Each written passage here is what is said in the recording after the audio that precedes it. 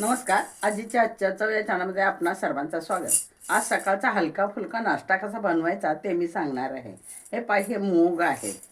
आपल्याला माहिती आहे हे मूग जर आपण 1 महिनाभर घरात ठेवले ना तरी याला कीड लागते, म्हणून याला पावडर लावून, जी बोरीक पावडर असते धान्याची ती लावून ठेवलेली असते, त्यामुळं ती धुवून घ्यावी लागतात. हेच मूग मी काल सकाळी भिजत ठेवले होते. संध्याकाळी ते काढून या चाळणीमध्ये ठेवले, त्याला असे मोड आलेले आहे. अतिशय पौष्टिक असा नाश्ता होतो.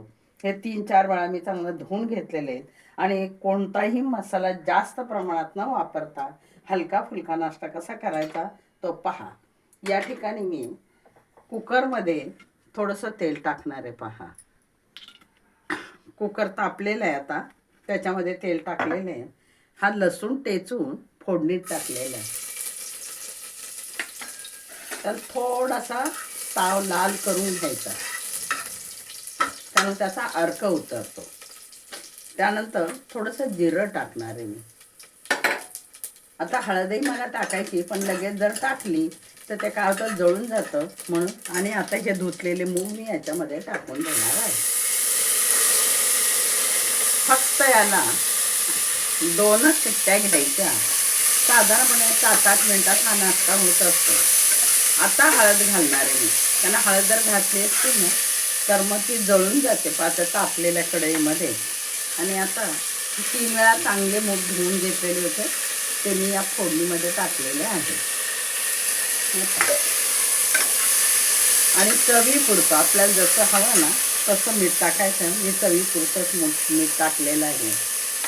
आता याला आपण हलवून घेऊया. आणि हलवून घेतल्यानंतर